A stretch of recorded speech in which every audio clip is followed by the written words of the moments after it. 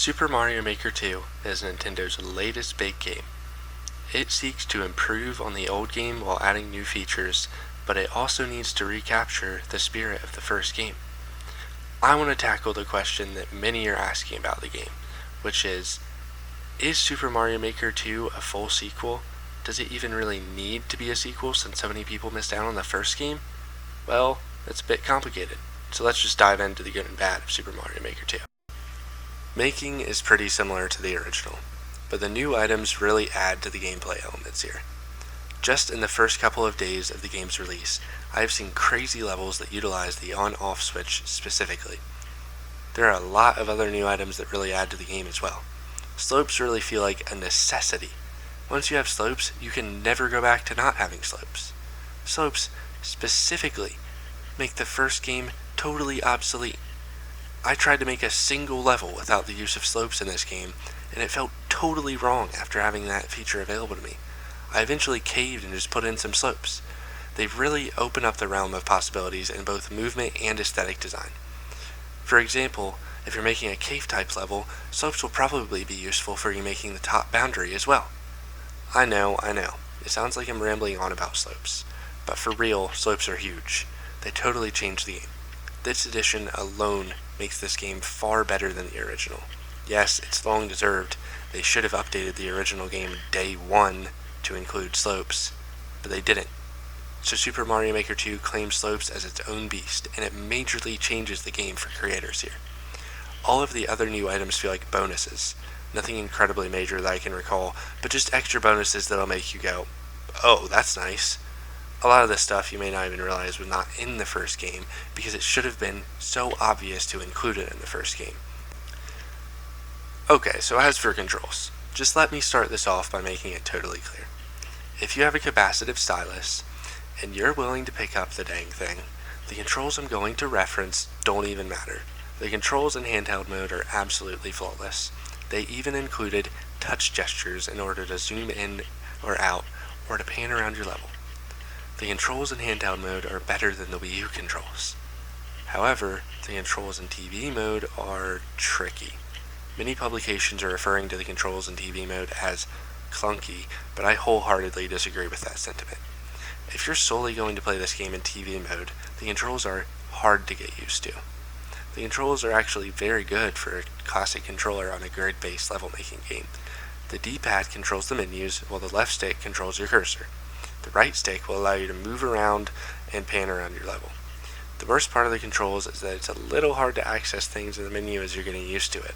However, after about 5 hours making on my TV, I'm totally used to the controls here and I have no complaints. Once you get used to it, it's actually really good. If you prefer to play in handheld mode, pick up your Switch. The controls are great.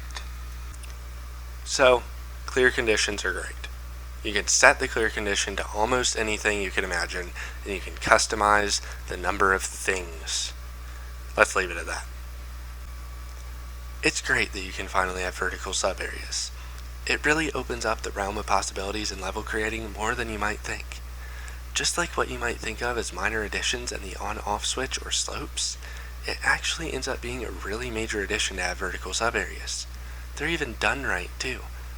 They're 2 screens wide, just like a horizontal level is 2 screens tall, and they're as many screens tall as you can make a horizontal level. This is exactly what you'd want out of a vertical sub-area, and it's great that Nintendo decided to add this to the game. However, I still must mention that I wish we could have vertical levels. Not just the sub-areas, but the main area that you start the level in. Essentially, to do this, you now must put a pipe directly to the sub-area. This also restricts you from having 2 different areas of a level that are both vertical. The Super Mario 3D World game style is absolutely superb. You could complain that it doesn't flawlessly connect to the original 4 styles, but I actually prefer this approach. It really sets this game style far apart from the new Super Mario Bros. U style. They both have their own unique look, and the 3D World style has an oblique camera view rather than purely 2D, but I think the two would definitely start to mesh together in people's minds if they didn't set 3D World apart from the other styles, maintaining its unique items and omitting some items from the classic styles. I appreciate the fresh view on a 2D Mario game, with depth added and much more texture than New Super Mario Bros. U. This style impresses me, and it makes me dream of the day that 2D Mario stops going down the route of the new series. But that's a discussion for a different time. I love this style and the way it's integrated into the game. They're few and far between, but small things will occasionally cause annoyances with making in this game. For example, why didn't they just make the menu more like the original when it's in handheld mode? It would have been better to have the drop-down list style of the original when creating in handheld mode, but the circular wheel style present when in TV mode. This would have been an easy fix, and it would have made it a lot easier to navigate to the item that you want when you're in handheld mode. However, my biggest annoyance, and really my only beef with making in this game, is that you can no longer download and edit someone else's stage. In addition to that, you can't get Nintendo stages in the editor unless you just so happen to start the game with that level on your title screen that day. There is no way to take the levels from story mode and see what makes them tick. Yeah, I understand that some people would download and edit someone's stage ever so slightly and then re-upload it as their own, but it would have been easy to just make it so that you can't upload someone else's course that you've downloaded, rather than making it so you can't even edit them. There's absolutely no reason to not allow us to edit Nintendo Story Mode levels, though. There are multiple levels that I played in Story Mode that I would love to see in the editor to understand how they work. Instead, I'm stuck without knowing due to the omission of this feature. Overall, making is far better than the original. The new items and features open up an incredible amount of possibilities for different levels with some creativity. So far, I haven't felt restricted in the making portion of the game except for those few annoyances. Okay, so now we're into play. And let me tell you, oh boy, if you're into playing 2D Mario, you are in for a treat.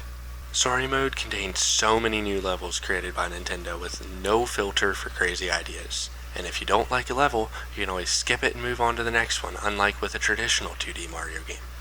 It even includes a better goal with the story than any other 2D Mario game for a long time. Your goal is to rebuild the castle, and the only way you can do so is by collecting coins to pay for the supplies and work. There are even other small elements that stray from this formula that I'll leave for you to see.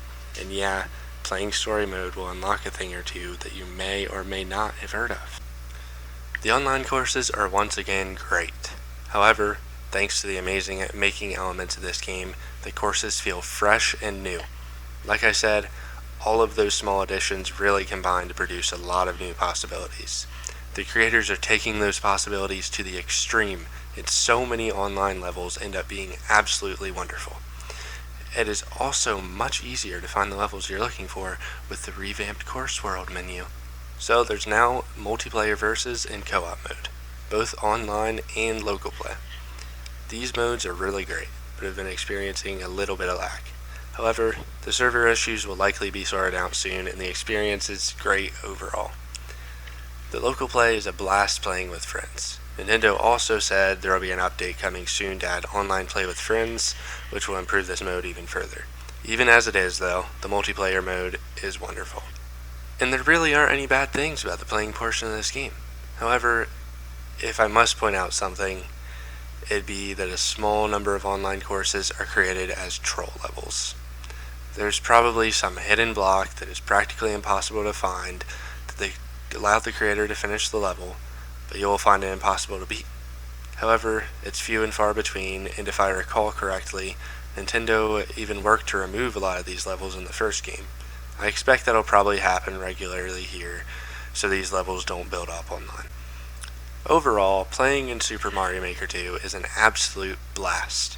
Whether locally with friends, online with strangers, or alone in story mode, the playing portion of Super Mario Maker 2 makes the absolute best experience I've ever had playing a 2D Mario game. All the different styles provide variety, and the new items and features provide a fresh new taste to the game. Playing receives a 10 out of 10. And overall, Super Mario Maker 2 is a fantastic game. With all the new features and improvements, it definitely stands out as a significant improvement over the original game. So, is it a true sequel? Yes, it is a full sequel to the original game, and yet it manages to maintain the charm and the feel of the original. With DLC in some form inevitably to come in the form of new game styles, this game will even further stand out as a sequel in the near future. For now, it is almost perfect. It is an absolutely amazing game that no one with a Switch should pass on. In fact, many people should go out and buy a Switch for this game. Super Mario Maker 2 receives a 9.5 out of 10.